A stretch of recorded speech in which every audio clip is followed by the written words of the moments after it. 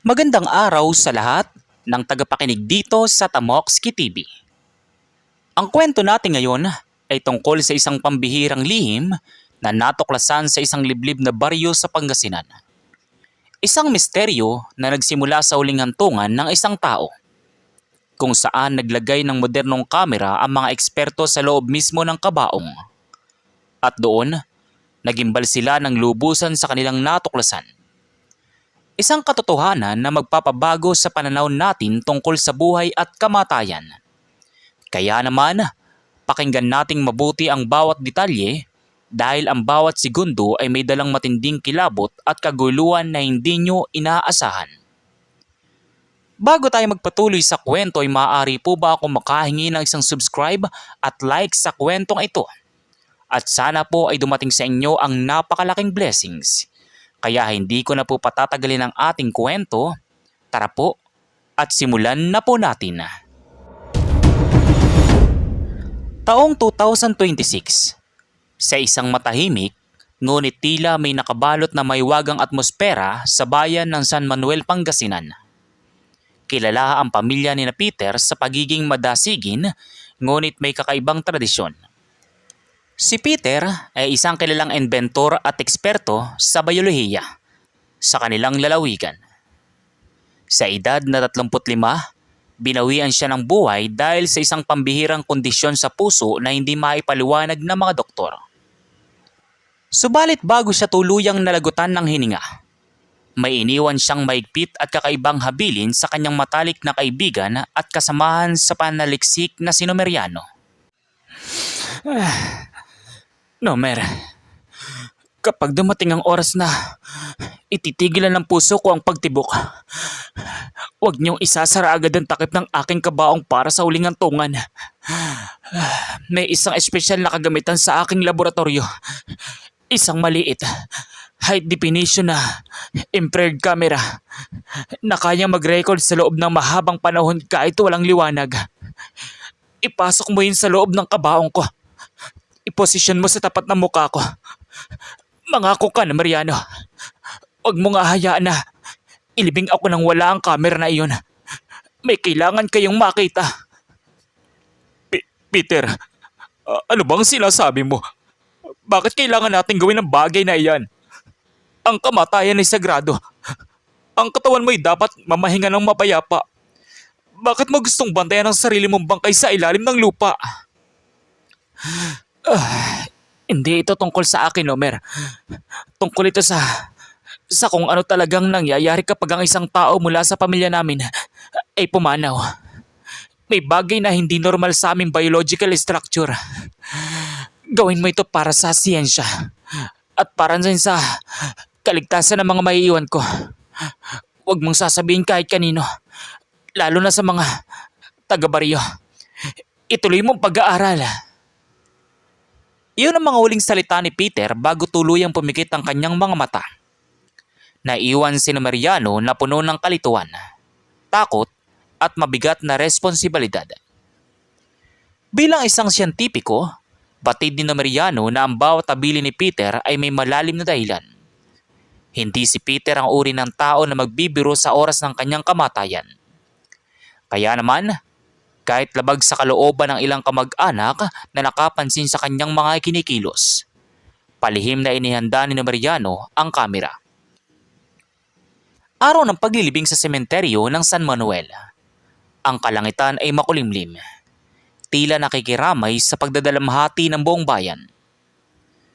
Kasama ni Mariano ang dalawa pang batang scientist na sina Jonas at Carla, na kapwa nagtatrabaho sa universidad. Sila lamang tatlo ang nakakaalam sa lihim na operasyon na ito. Sir Nomer, sigurado ba kayo dito?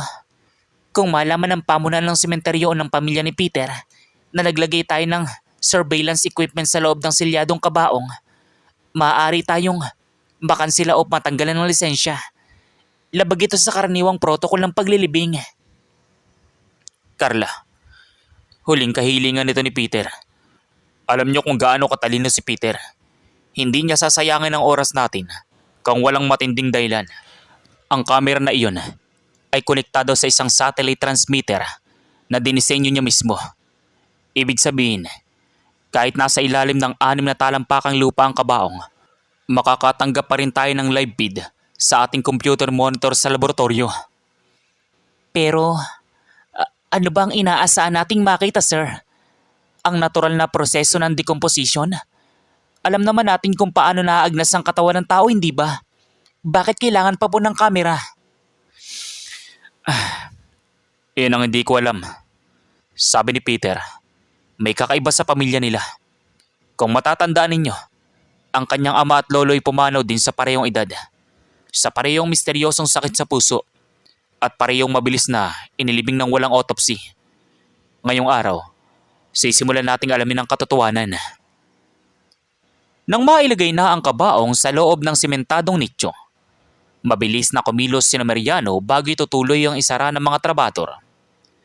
Sa isang mabilis sa pagkakataon, habang ang lahat ay nakatalikod at nag-aalay ng huling panalangin, naisara niya ang maliit na switch ng kamera na nakadikit sa inner lining ng mamahaling tela ng kabaong. Ang lens nito ay direktang nakatutok sa mukha ni Peter na maputla, payapa at walang buhay. Matapos ang libing, agad na bumalik ang 3 siyentipiko sa kanilang pribadong laboratorio sa bayan ng Lingayen upang simulan ang pagbabantay. Ligtas ang kanilang mga kagamitan at walang sino man tagalabas ang pwedeng makapasok sa kanilang pasilidad. Gabi na nang buksan nila ang main computer monitor. Ayan na, sir. May signal na tayo. Malinaw ang night vision at infrared feed. Ang thermal imaging ay nagpapakita ng asul na kulay. Ibig sabihin, malamig na ang katawan ni Peter. Walang kahit anong init o cellular activity. Mukhang normal naman ang lahat. Natutulog lang si Peter. Siguro ay dala lang ng labis na stress kaya naisip ni Peter ang tungkol sa camera na ito bago siya mamatay. Sabi ni Jonas. Huwag muna tayong magdiwang, Jonas. Ang unang 24 na oras ang pinakamalaga. Magtatatag tayo ng shifting schedule. Walang iyak. Walang matutulog ng maimbing hanggat hindi natatapos ang unang 3 araw. May pakiramdam ako na hindi tayo bibigawin ng huling hibili ni Peter. Lumipas ang unang gabi na walang anumang pagbabago sa monitor. Ang bangkay ni Peter ay nananatiling static. Walang galaw at unti-unting sumasailalim sa malamig na yakap ng kamatayan sa ilalim ng lupa. Ngunit pagdating ng ikalawang gabi, eksaktong 1:00 na madaling araw, habang si Mariano ang nagbabantay at nagtitimpla ng kape, isang mahinang tunog ng static ang narinig mula sa audio sensor ng kamera. Agad na lumapit si Mariano sa screen. Nanlaki ang kanyang mga mata. Ang asul na kulay ng thermal imaging na nagpapaiwatig ng malamig na bangkay ay biglang nagkaroon ng maliit na tuldok ng kulay pula sa bahagi ng leeg at dibdib ni Peter. May init na muling nabubuo sa loob ng katawan na dapat ay patay na. Gising! Pumunta kayo rito sa lab ngayon din. May nangyayari sa loob ng kabaong ni Peter. Hindi ito normal. Nang makarating sina Carla at Jonas, halos hindi sila makahinga sa kanilang nakikita. Sa screen, ang mga daliri ni Peter ay dahan-dahang gumagalaw. Hindi ito simpleng muscle spasms o post-mortem reflex. Ang paggalaw ay tila may direksyon, tila may kamalayan. At ang mas nakakagimbal, ang mga mata ni Peter na nakapikit ay dahan-dahang nag-uumpisang umantig sa ilalim ng kanyang mga talukap. Diyos ko, Sir Nomer, buhay pa si Peter. Inilibing ba natin siya ng buhay? Kailangan natin bumalik sa sementeryo. Kailangan natin siyang hukayin ngayon din. Baka naubusan na siya ng hangin sa loob. Sandali. Tingnan niyong mabuti ang vital monitors na dinisenyo ni Peter. Walang tibok ng puso. Walang hangin sa baga. Pero may brainwave activity. At tingnan niyo ang kanyang balat. Hindi yan balat ng buhay na tao. May iba pang nangyayari dito. Manood kayo! Sa screen, ang mga mata ni Peter ay biglang bumakas ng malaki. Ngunit ang kanyang mga mata ay wala nang natitirang puti. Ang buong bilog ng kanyang mata ay naging kasing itim ng gabi. At sa gitna nito ay may kumikinang na tila kulay gintong likido. At habang nakatitig ang tatlong scientist sa screen, dahan-dahang ibinaling ni Peter ang kanyang ulo patungo sa direksyon ng kamera. Na tila ba alam niya kung nasaan ito. At dahan-dahang nagsalita kahit walang lumalabas na hangin sa kanyang bibig. Ano ang ibig sabihin ng itim at gintong mga mata ni Peter? Buhay ba siya o may iba namang elemento ang gumagamit sa kanyang katawan? At ano ang tunay na dahilan kung bakit niya ipinalagay ang kamera na iyon? Sa loob ng laboratorio ng Lingayen, naghari ang nakabibinging katahimikan habang ang tatlong siyentipiko ay nakatitig sa monitor. Ang mukha ni Peter na may itim at gintong mga mata ay nananatiling nakaharap sa kamera. Walang tunog na lumalabas sa kanyang bibig, ngunit ang paggalaw ng kanyang mga labi ay tila may gustong ipabatid. Mabilis na kinuha ni Numeriano ang kanyang kwaderno upang basahin ang lip movement ng kanilang yumaong kaibigan. Huwag kayo ng takot. Iyan ang sinasabi niya. Sinasabi niya na huwag tayong matakot. Jonas, i-record mo ang bawat anggulo ng thermal imaging. Carla, tingnan mo kung may pagbabago sa atmospheric pressure sa loob ng kabaong. Sir Nomer, ang oxygen level sa loob ng kabaong ay 0%. Ibig sabihin, walang hangin doon. Kung ordinaryong tao si Peter na nagising lang mula sa coma, patay na dapat siya sa suffocation sa loob lamang ng 5 minuto. Pero ang kanyang utak ay nagpapakita ng high frequency activity. Ang cell destruction o pagkaagnas na dapat ay nangyayari na sa isang bangkay ay ganap na huminto. Paano mangyayari ang ganong bagay? Labag yan sa lahat ng batas ng medisina at biolohiya na pinag-aralan natin sa universidad. Ang isang patay na katawan ay hindi pwedeng lumikha ng sariling enerhiya nang walang oxygen at sirkulasyon ng dugo. Maliban na lang kung hindi ito ordinaryong kamatayan. Naalala ninyong huling pananaliksik na ginawa ni Peter bago siya buhayin ng buhay. Ang tungkol sa cellular hibernation na mga kakaibang organismo sa malalim na kuweba ng Pangasinan. Sabi niya sa akin noon, ang pamilya nila ay nagmula sa isang sinaunang lipi sa kabundukan na may kakaibang genetic code. Ang akala ko ay teorya lang ang lahat, ngunit ito ng katibayan sa harap natin. Habang nag-uusap ang tatlo, nakita nila sa screen na dahan-dahang itinaas ni Peter ang kanyang kanang kamay. Ang kanyang mga galaw ay hindi na tulad ng sa isang bangkay na matigas. Ito ay naging suwabe at natural.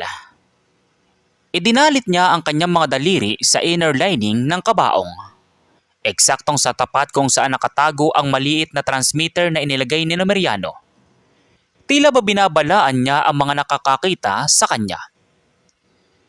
Biglang nagkaroon ng malakas na interference sa monitor. Ang static na tunog ay naging isang matinis na ugong na nagpanginig sa mga salamin sa loob ng laboratorio. Sir Nomer, ang electromagnetic field sa paligid ng kabaong ay tumataas ng mabilis. Nasisira ang signal ng ating satellite transmitter. Tingnan niyo ang screen. May iba pang bagay sa loob ng kabaong. Sa pamamagitan ng infrared filter, nakita ng tatlong siyentipiko na may tila usok o anino na kulay lila na unti-unting lumalabas mula sa mga pores ng balat ni Peter. Ang usok na ito ay hindi lumulutang, kundi gumagapang sa kanyang muka, na tila isang buhay na organismo na bumabalot sa kanyang buong katawan. Nang mabalot ng lilang usok ang lens ng kamera, ang screen ay tuluyang naging itim at nawala ng signal. Naiwang tulala sina Numeriano, Jonas at Carla. Ang orasan sa pader ay nagpapakita ng 2:00 ng madaling araw. Ang katahimikan ay muling bumalik, ngunit ang takot sa kanilang mga puso ay mas matindi pa kaysa kanina. Ano ang gagawin natin ngayon, sir? Nawala ng signal. Hindi natin alam kung ano nang nangyayari kay Peter sa ilalim ng lupa. Kailangan ba natin itong iulat sa mga otoridad o sa pamilya niya? Hindi. Kung gagawin natin yan, iisipin nilang nababaliw na tayo. O mas masahol pa, kukunin ng gobyerno ang bangkay ni Peter at gagawin siyang eksperimento. Pinagkatiwalaan tayo ni Peter. Kailangan nating pumunta sa pinagmulan ng lahat ng ito. sa lumang ancestral house ng pamilya ni Peter dito sa Pangasinan. Doon sa lumang bayan kung saan nakatago ang kanyang mga lumang tala-arawan at mga personal na dokumento ng kanyang ama. Pero gabi na sir, at ang lugar na iyon ay matagal nang abandona mula nang pumanaw ang kanyang mga magulang. Sabi ng mga kapitbahay doon, may sumpa raw ang pamilya nila kaya maagang namamatay ang mga kalalakihan. Walang sumpa, Carla. Ang nakita natin sa screen ay hindi sumpa, kundi isang biological anomaly. Isang bagay na hindi pa natutuklasan ng modernong siyensa. At kung tama ang hinala ko, ang sagot ay nasa loob ng bahay na iyon. Jonas, ihanda mo ang sasakyan. Dadali natin ang mga portable sensors. Aalis tayo. Ngayon din. Samantala, matapos ang halos isang oras na pagmamaneho sa madidilim at palikulikong daan ng Pangasinan, narating ni Numeriano ang lumang ancestral house ng pamilya ni Peter. Ang bahay ay gawa sa lumang kahoy at bato. Napapaligiran ng mga matataas na puno ng balete at ligaw na mga halaman. Ang hanging umiiip sa paligid ay malamig at may dalang amoy ng lumang papel at tila nasusunog na kemikal. Gamit ang kanilang mga flashlight, dahan-dahang pumasok ang tatlo sa loob ng bahay matapos sirain ang kalawanging nakakandado sa lumang pintuan. Ang bawat takbang nila sa sahig na kahoy ay lumilikha ng lumalagit-git na tunog na tila ba nagbababala sa kanilang pagdating. Ang bigat ng pakiramdam dito, sir. Tila ba may nakamasid sa atin kahit alam nating walang tao rito sa loob ng maraming taon. Sir Nomer, tingnan niyo mga painting ng mga ninuno ni Peter. Ang kanilang mga mata sa ilalim ng liwanag ng flashlight. Bakit tila may kakaibang disenyo ang kanilang mga pupil? Hindi ang disenyo ng pintor, Carla. Iyan ang genetic trait ng pamilya nila. Ang mga mata ng kanilang lahi ay nagbabago kapag sumasailalim sa matinding cellular transformation. Maghanap tayo ng daan patungo sa silidaklatan o sa basement kung saan ginagawa ng ama ni Peter ang kanyang mga eksperimento noon. Sa kanilang paghanap, nakatagpo si Jonas ng isang nakatagong pinto sa ilalim ng hagdanan.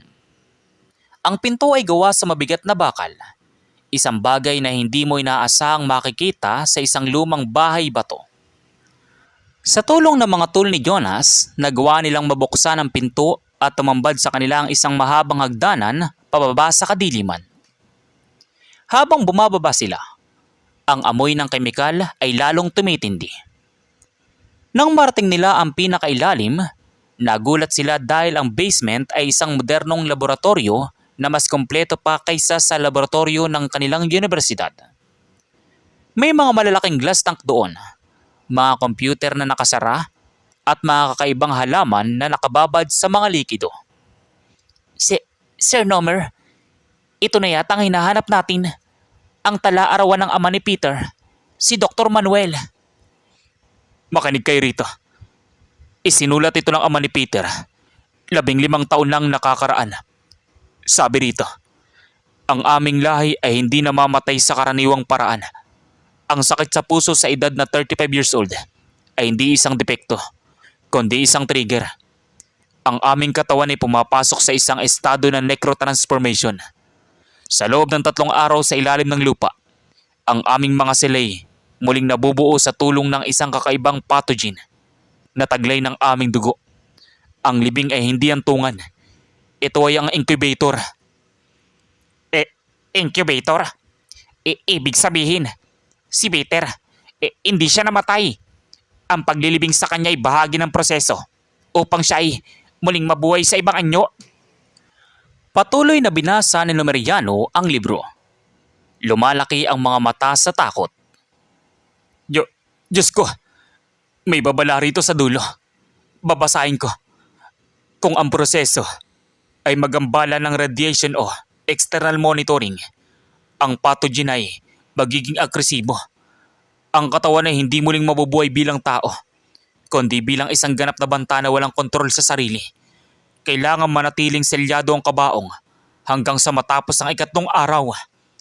Sir Nomer, ang camera natin, ang infrared camera at satellite transmitter na inilagay natin sa loob ng kabaong ni Peter, naglalabas yun ng patuloy na electromagnetic radiation at radio waves.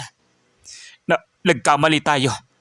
Ang camera na ipinalagay ni Peter, akala niya iligtas ang dinisenyo niyang kagamitan. Ngunit ang pathogen sa kanyang katawan ay nag-react sa frequency ng signal natin. Ang lilang usok na nakita natin kanina sa monitor, iyon ang sinyalis na naging agresibo, ang pathogen. Bago pa man makakilos ang tatlo upang bumalik sa sementeryo, biglang tumunog ang portable sensor na dala ni Jonas.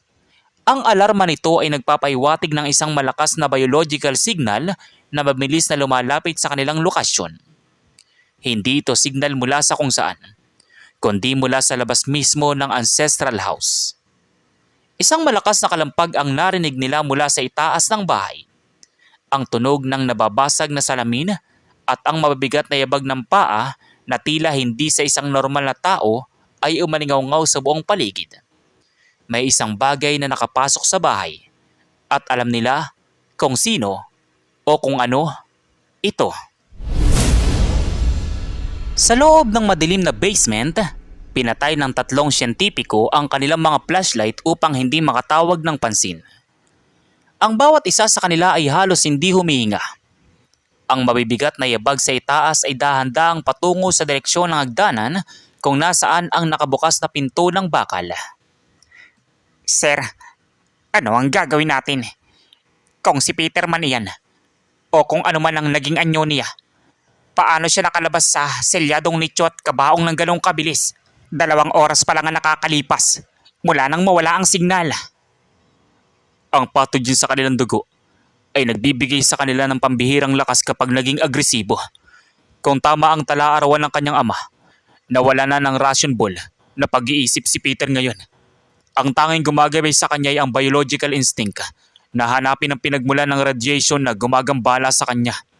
At ang signal na iyon ay nagmula sa ating mga kagamitan na dinala natin dito. Nandito ang data receiver sa bag ko, sir. Ibig sabihin, alam niya kung nasaan tayo. Isang nakakapangilabot na tunog ng pag-ungal ang narinig mula sa bukana ng hagdanan. Hindi ito ungal ng hayop, kundi isang boses na tila pinaghalong boses ng tao at ng gumagalaw na likido. Dahan-dahang bumaba ang isang bulto sa hagdanan. Nang tumama ang kaunting liwanag ng buwan mula sa isang maliit na bintana sa basement, nakita nila ang anyo nito. Ito ay si Peter. Ngunit ang kanyang balat ay may mga lilang linya na tila mga ugat na kumikinang sa dilim. Ang kanyang mga kuko ay mahaba at matutulis, at ang kanyang mukha ay blanko. Walang emosyon, habang ang itim at gintong mga mata ay nakatutok sa madilim na sulok kung nasaan sina Numeriano. No,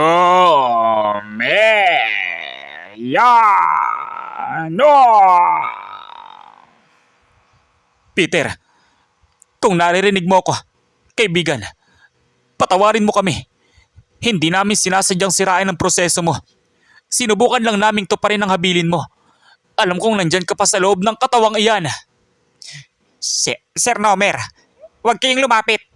Hindi na siya si Peter. Look at his behavior. Tingnan mo ang kilos niya. Target niya ang bag ni Carla. Biglang sumugod ang nilalang patungo sa direksyon ni Carla na may pambihirang bilis. Sa isang iglap, naiyampas nito ang kanyang kamay sa mabigat na mesang kahoy. Dahilan upang mabasag ito sa dalawa. Mabilis na hinila ni Jonas si Carla pabalik upang hindi ito matamaan. Si Numeriano naman ay ginamit ang bakal na tubo upang paluin ang nilalang sa balikat. Ngunit tila wala itong naramdamang sakit. Ang nilalang ay lalong ginalit ng pag-atake. Humarap ito kay Numeriano at tinawakan ang bakal na tubo. Sa pamamagitan ng kanyang kamay, dahan-dahang nayupi ang matigas na bakal na tila bagawa lamang ito sa plastik. Ang lakas nito ay lampas sa kapasidad ng sinumang kilalang nilalang sa lupa. Peter, kung itong gusto mo, kunin mo! Inihagis ni Carla ang receiver sa malayong sulok ng laboratorio. Sa tapat ng isang malaking glass tank na may naglalaman ng acidic chemical solution para sa mga laman. Ang nilalang ay agad na lumingon at sumunod sa tunog at signal ng bumagsak na kagamitan. Habang nakatalikod ito, nakita ni Mariano ang isang pagkakataon. Takbo! Patungo sa emergency exit! Sa likod ng lab! Ngayon din! Mabilis na tumakbo ang tatlong siyentipiko patungo sa isang maliit na lagusan sa likod ng basement na patungo sa kagubatan sa likod ng bahay. Habang sila ay tumatakbo, narinig nila ang malakas na pagsabog ng glass tank sa loob ng laboratorio. Ang nilalang ay nakuha ang receiver ngunit nabasag nito ang tangke. Dahilan upang magsimulang mag-apoy ang mga chemical sa loob ng silid. Nang makalabas sila sa kagubatan, lumingon sila at nakitang ang buong ancestral house ay unti-unti nang nilalamon ng malaking apoy. Ang pulang liwanag ng sunog ay nagbigay ng nakakatakot na ganda sa paligid ng San Manuel. Nakaligtas ba tayo? Ang nilalang ba? Si Peter ba'y natupok na ng apoy sa loob? Sana ay natapos ng lahat ng ito. Ang pananaliksik na ito. Ang kamera na iyon. Hindi natin dapat ginawa. Hindi pa ito tapos, Carla. Jonas, kung natutunan ko ang isang bagay mula sa journal ng kanyang ama, ang apoy ay hindi sapat upang patayin ng pathogen sa kanilang dugo. Ang apoy ay magpapabilis lamang sa kanilang paglipat ng lokasyon. Ngunit may isang bagay na iniwan si Peter sa akin bago siya pumanaw. Isang lihim na flash drive na nasa aking bulsa na naglalaman ng antidote formula kung sakaling magkaroon ng ganitong emergency. Hindi ko lang ito naintindihan noong una. Ibig sabihin, may paraan pa upang maibalik si Peter sa normal. O kahit pa paano, ay mapatigil ang pagkalat ng pathogen. Oo, ang misyon natin ngayon ay hindi na lang pananaliksik. Kailangan nating gawin ng antidote sa ating main laboratory sa Lingayen at hanapin si Peter bago siya makarating sa mas maraming tao. Ang kamera sa kabaong ay nagpakita sa atin ng katotohanan na hindi pa handa ang mundo. Ngunit responsibilidad nating ayusin ang ating pagkakamali. Habang ang tatlong siyentipiko ay dahan-dahang naglalakad pabalik sa kanilang sasakyan sa ilalim ng madilim na kalangitan ng Pangasinan. Mula sa tuktok ng isang burol na malapit sa nasusunog na bahay, isang bulto ng tao ang nakatayo. Ang mga mata nito na may gintong ningning ay nakatitig sa lumalayong sasakyan ni Mariano. Isang mahinang bulong ang dinala ng hangin, tila isang pasasalamat mula sa natitirang kamatayan ni Peter, bago ito tuluyang naglaho sa kadiliman ng gabi. Ngunit bago pa man tuluyang makarating sina Mariano sa nakaparadang sasakyan, isang biglaang pagbabago sa paligid ang muling nagpatigil sa kanilang mga akbang. Ang portable biological sensor na hawak ni Jonas na akala nila ay tuluyan ng nasira dahil sa pagsabog sa basement ay muling umilaw ng kulay lila. Isang babala na hindi pa lumalayo ang banta. Sir Nomer, Carla, tingnan nyo ito. Ang reading ng biological anomaly ay hindi lumalayo. Pabalik ito sa direksyon kung nasaan ang sasakyan natin. At mas matindi ang energy output nito ngayon kumpara kanina sa loob ng laboratorio. Hindi po pwedeng magkamali ang sensor na yan pagkatapos ng nangyaring pagsabog, Jonas. Parang awa mo na. Sabihin mo sa akin na nagloloko lang ang makina na yan.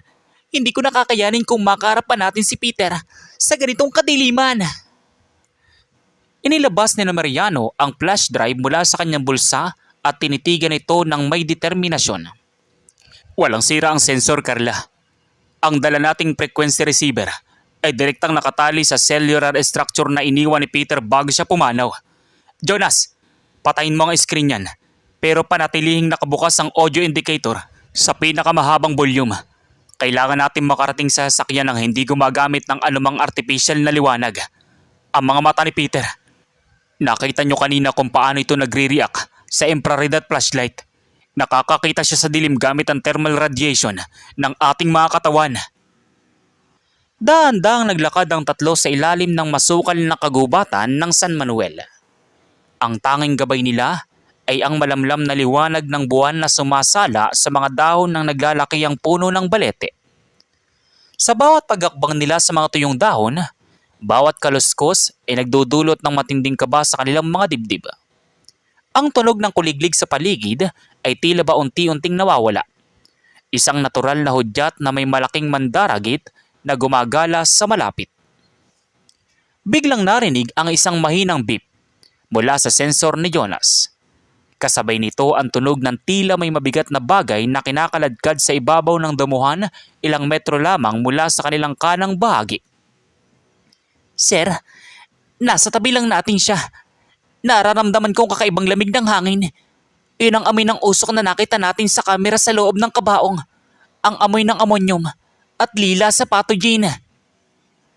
Huwag kayong gagawa ng anumang biglaang galaw. Jonas, dahan-dahan mong abutin ang susi ng kotse sa bulsa ko. Kapag sinabi kong tumakbo kayo, sumakay kayo agad at simulan ng makina. Huwag niyo kong hihintayin kung sakaling maabutan niya ako. Ang pinakamahalagang bagay ngayon ay madala ang flash drive na ito sa linggayin upang magawa ang antidote. Ang buhay ko'y walang halaga kung iahambing sa panganib na pwedeng idulot ni Peter sa buong lalawigan ng Pangasinan kung hindi natin siya mapipigilan. Hindi namin kayo iwan dito, Sir Nomer. Magkakasama nating sinimulan ang paglalagay ng camera na iyon sa kabaong ni Peter. Magkakasama rin nating tatapusin ito. Kung kailangan labanan natin ng kung anong meron sa katawan niya, gagawin natin. Ngunit bago pa man makasagot si Numeriano, isang malaking bulto ang biglang lumundag mula sa itaas ng isang malaking sanga ng puno. Bumagsak ito sa harap mismo ng kanilang sasakyan. Dahilan upang mayupi ang hood nito. Sa ilalim ng liwanag ng buwan, mas malinaw nang nakita ng tatlo ang kabuang anyo ng necro-transformation ni Peter. Ang kanyang orihinal na kasuotan sa libing ay punit-punit na at ang kanyang buong balat ay natatakpan na ng tila crystalline scales na kulay lila na patuloy na naglalabas ng malamig na singaw. Ang kanyang mga kamay ay tuluyan ng naging tila mga kalmot ng isang nilalang na hindi nagmula sa mundong ito. Tinitigan sila ni Peter gamit ang kanyang naglalagablab na gintong mga mata. Ngunit sa pagkakataong ito, hindi siya sumugod agad. Tila may bahagi pa rin ng kanyang utak na nakikipaglaban sa kontrol ng agresibong pathogen. Ang kanyang kanang kamay ay dahan-dahang itinaas. Itinuro ang direksyon patungo sa bayan ng Lingayen. At pagkatapos ay malakas niyang hinampas ang sarili niyang dibdib na tila ba pinipigilan ng sarili na saktan ng kanyang mga kaibigan. Isang pabasag at nahirapang boses ang lumabas. Tila sumisigaw sa loob ng sariling katawan ni Peter. Gawin niyo ang antidote. Nomer, bilis!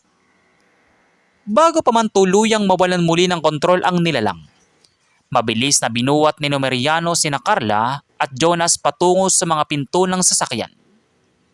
Mabilis na pinaandar ni Jonas ang makina. Sa pamamagitan ng malakas na pag-atras at pagpihit ng manibela, nagawa nilang makalabas sa masukal na daan patungo sa highway ng Pangasinan. Habang iniwan ang nag-iisang anyo ni Peter na unti-unti na namang nilalamon ng lilang usok sa ilalim ng gabi. Habang umaharurot ang sasakyan ni Numeriano sa kabaan ng highway ng Pangasinan patungong Lingayen, isinaksak ni Carla ang lumang flash drive ni Peter sa kanilang portable laptop. Ang lahat ay kabado. Nag-aabang kung anong lunas o mas matinding kilabot ang nakatago sa loob nito. Nang mag-load ang files, isang video recording ang otomatikong nag-play. Mukha ni Peter ang lumabas. Ito ay kinunan 1 linggo bago siya opisyal na idiniglarang patay na. Nomer, kung pinapanood mo ito, ibig sabihin ay nabigo ang unang plano at naging agresibo ang pathogen dahil sa radiation ng kamera. Patawad kung hindi ko sinabi ang buong katotohanan. Ang sakit ko sa puso ay hindi natural. Ito ay dulot ng isang sinaunang biological enzyme na ipinasa sa lahi namin mula sa mga unang nanirahan sa kabundukan ng Asingan. Hindi ito sumpa, kundi isang paraan ng kalikasan para ipreserba ang buhay kapag ang mundo ay dumanas ng malaking krisis. Napakurap si Numeriano. Lumapit pa si Jonas sa screen habang patuloy sa pagmamaneho.